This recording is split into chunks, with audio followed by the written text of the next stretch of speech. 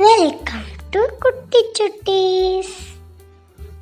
Hello குட்டீஸ், இன்னைக்கு நம்ம பார்க்க போற கதை யானையின் மனமாற்றம். ஒரு காட்டுல யானை ஒன்று வாழ்ந்து வந்தது.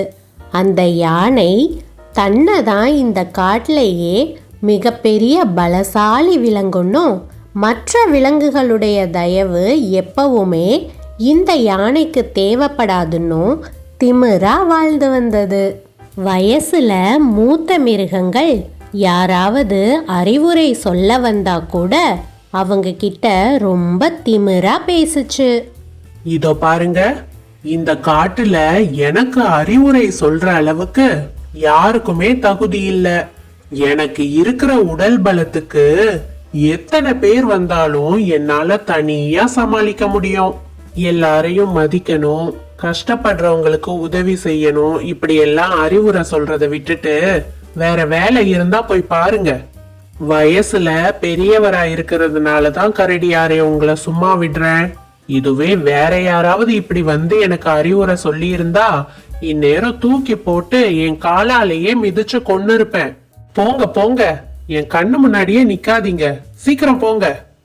என் வயசுக்கு ரொம்ப நல்லாவே நீ மரியாதை கொடுத்துட்ட.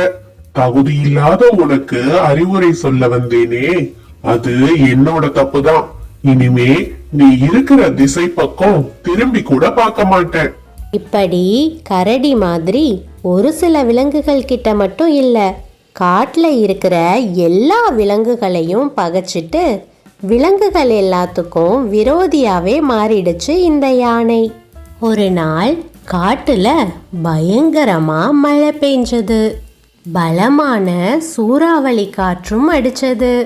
காட்டுல இருக்கிற எல்லா விலங்குகளும் தங்களுடைய இருப்பிடத்துக்கு போய் பத்திரமா இருந்துக்குச்சு.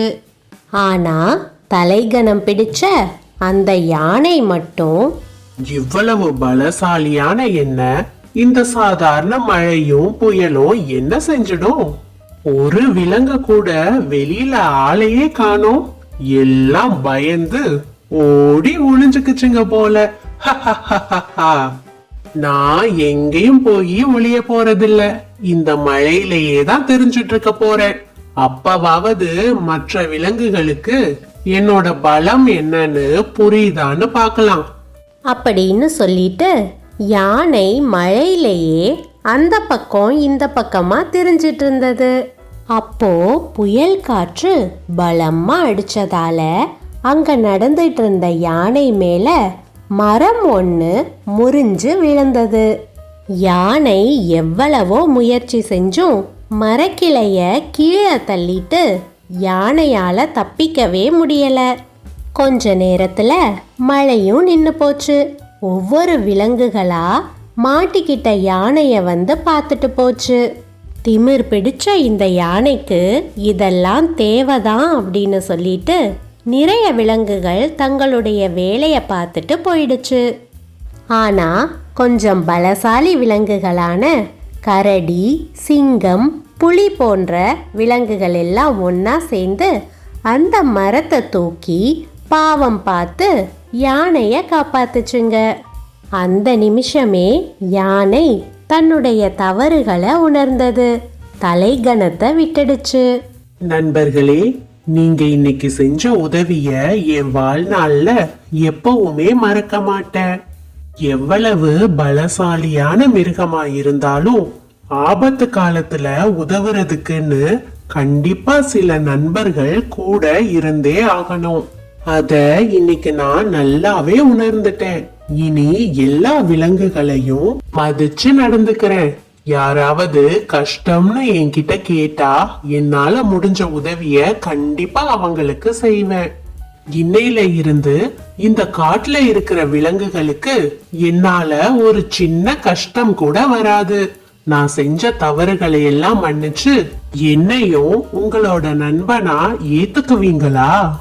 இப்படி யானை தன்னோட தவற உணர்ந்து மன்னிப்பு கேட்டதும் மற்ற விலங்குகளும் யானைய நண்பனா ஏத்துக்குச்சு.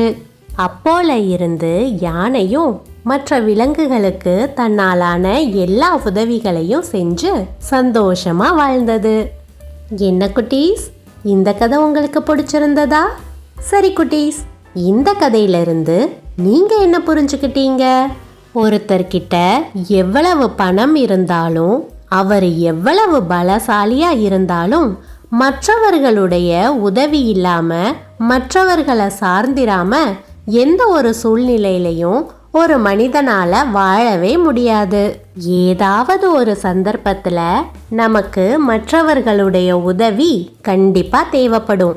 அதனால யாரையும் நம்மளை விட தாழ்வா நினைக்காம எல்லார்கிட்டையும் அன்பா பழகணும்னா நம்முடைய வாழ்க்கை ரொம்பவே சந்தோஷமா இருக்கும். சரி குட்டீஸ், இந்த கதை உங்களுக்கு ரொம்பவே பிடிச்சிருக்கும்னு நான் நம்புறேன். இன்னொரு நாள் இன்னொரு கதையோட உங்களை வந்து சந்திக்கிறேன். Thank you for watching.